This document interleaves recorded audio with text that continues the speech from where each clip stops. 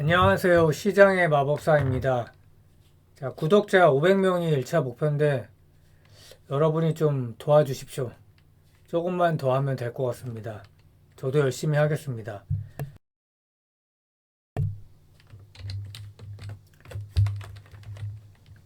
오파스넷이 한동훈 테마주로 이제 제가 4월 달에 소개를 드린 적이 있는데 오늘 급등을 했습니다.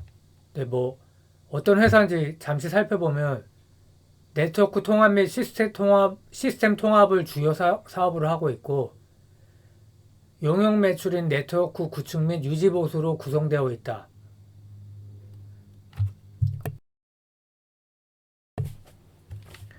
주요 거래처는 대기업이 많습니다. SK텔레콤, 텔링크, SK 주식회사, 삼성전자, KB국민카드, 넥슨, 쿠팡, 뭐 삼성의 SDS. 그래서 과거에 제가 그 현금 흐름 문제를 제기를 했었는데 그때도 뭐 대기업이 이렇게 매출처였기 때문에 문제는 없을 거다라고 판단을 내렸고 실제로도 문제가 없고요. 16년 12월에 코넥스 상장을 했고 18년 8월 달에 코스닥 이전 상장을 했습니다. 이게 이제 월봉인데 그 전고점을 강하게 뚫었죠. 얼마 전이 전고점이었고 이게 계속 올라갔거든요. 그래서 23년 5월 2일이 전고점 15,780원을 강하게 돌파했어요, 오늘. 근데 거래량이 뭐 꽤 나오긴 했는데 엄청나게 이제 팍 튀어야 되는데 그 정도는 아니어서 이게 계속 갈 수 있을까는 조금 의문은 드는데요. 어쨌든 역사적 신고가를 기록했다는 거는 신고가에는 매물이 없잖아요. 그래서 어디까지 갈지 모른다 이렇게 생각이 되고요. 1분기도 어닝 서프라이즈였고 최근에 2분기도 어닝 서프라이즈를 기록을 했습니다. 1Q의 매출액 증가율이 80.7%, 영업이익 증가율은 236.9%, EQ는 36.4%, 40.5%. 그래서 반기 기준으로 봤을 때 YY 기준으로 매출액 증가율이 52.8%, 영업이익 증가율은 76.7%. 그래서 뭐 상당히 이제 실적은 좋은 상황이고 어, 영업이익률도 좋아졌습니다. 1%나 좋아졌기 때문에 뭐 순이익은 뭐 중요한 건 아니지만 많이 좋아졌고 그리고 4월 4일에 이 실적 가이던스를 제시했었는데 매출액 2,200억에 영업이익 120억을 제시했습니다. 이게 전년 대비해서 매출 29%, 영업이익 41% 증가를 제시한 거거든요. 그래서 원래 테마주로 봤었는데 실적까지 서프라이즈로 나오니까 뭐 굉장히 이제 좋게 볼 수밖에 없고요. 그래서 호실적 요인이 뭐냐? 그 수주를 많이 한 겁니다. 뭐 수주 베이스 산업인데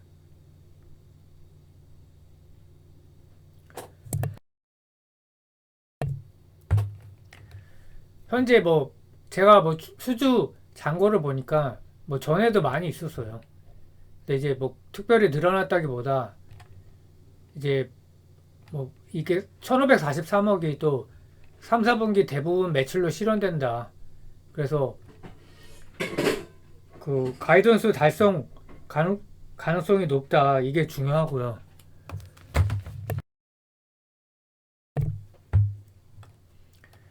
뭐 시스템 구축 개발 쪽만 하다가 IoT 쪽 솔루션 개발도 하고 있다. 그래서 육군에서 모바일 맞춤형 체력 관리 시스템 구축 사업도 했고 레퍼런스죠. 그리고 또 뭐 이제 수주 잔고가 늘어나니까 가상 디지털 단지에 그 데이터 센터를 구축했다. 뭐 이제 회사 홍보를 하는 거죠.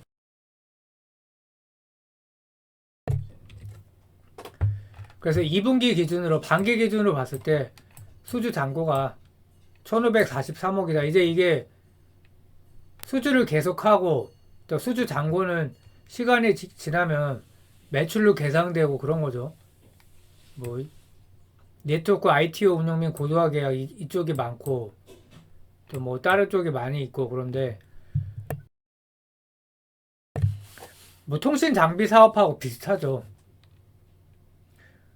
밸류를 사실 많이 주기도 어렵고 이런 기업은 뭐 탐방을 통해서 이제 정보를 알아내야 되는데 저는 이렇게 한동훈 정치 테마주에다가 실적까지 잘 나오니까 이렇게 좋게 보고 있는 거고요. 그 실적 추이를 보면 20년부터 이렇게 봤을 때 올해 매출이 2200억 가이던스를 제시했는데 이게 나온다고 봤을 때 CAGR이 25% 정도 된다. 그러니까 횟수로 4년인데 굉장히 높은 거죠. 반기로는 이제 실적이 이렇게 좋은 상태고 그래서 한동훈 테마주가 오늘 올랐습니다. 이제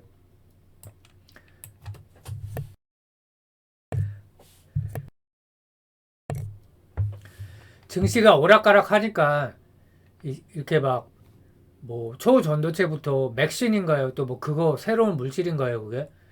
근데 오파스넷이 뭐 완전히 치고 나갔고 그래서 총선이 내년 4월 10일이죠.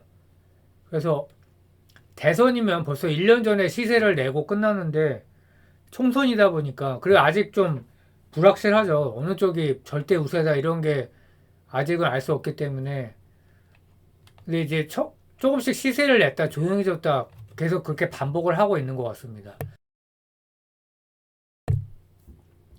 그래서 이게 대부분이 이제 한동훈 테마주고요. 한익스프레스나 써니전자는 아닌 것 같고 저는 이제 동양파이를 실전 포트폴리오에 넣었죠.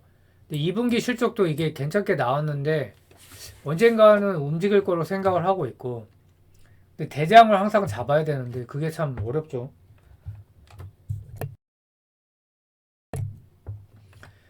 그래서 한동훈 테마주가 왜 됐냐면 이제 사회이사로 신동훈 이사가 재선임이 됐는데 한동훈 법무장관과 사법연수원 동기라고 합니다. 그래서 이제 엮인 거고요.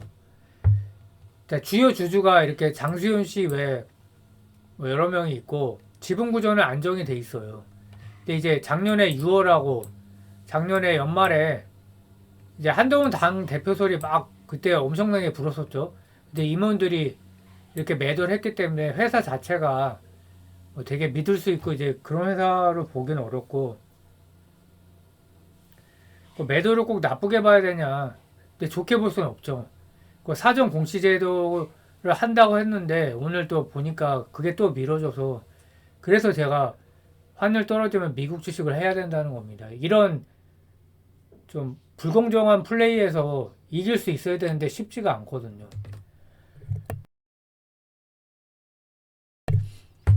그래서 저번에도 소개했던 내용인데 19년도에 반기보고서 감사 의견 한정을 받았고요. 관리 종목이에요. 그래서 뭐 감사 의견 적정을 20년 3월에 다 받았고요. 그 국세청에 138억 추징 명령을 받았고 강화된 외관법 적용 때문이다. 이렇게 회사에서는 억울하다고 했고 4월 3일에 행정소송을 했는데 일부 승소 판결이 나왔습니다. 추징금을 납부 완료했는데 이제 93억에서 정정 후에 64억으로 돼서 29억 일부 승소 판결을 받았고요. 그래서 뭐 테마주를 저번에 이제 사실 실적이 잘 나왔을 때 이 종목을 다시 한번 소개를 할까 하다가 뭐 별거 있겠어 했는데 테마주를 기본적으로 좀 정통파들은 싫어하죠. 근데 한국에서 테마는 매우 중요하기 때문에 근데 이제 제가 감사 의견 한정 받은 것 때문에 그게 뭔가 이제 껄끄럽죠 아무래도. 그래서 오늘 보니까 이제 시총이 2천억 정도 되거든요. 그래서 그러면 영업이익 기준으로 10 정도 되는 거죠. 200억으로 보면. 이제 조금 거기서 법인세 깎고 그러면 조금 더 PER이 올라갈 텐데 나쁘지 않은 것 같고 근데 단지 이제 좀 급등했기 때문에 따라가는 게 좀 만만치는 않겠다 이렇게 생각을 하고 매매는 자기가 어떤 요령껏 해야 되기 때문에 뭐 얼마에 들어가고 이런 거는 잘 모르겠습니다. 감사합니다.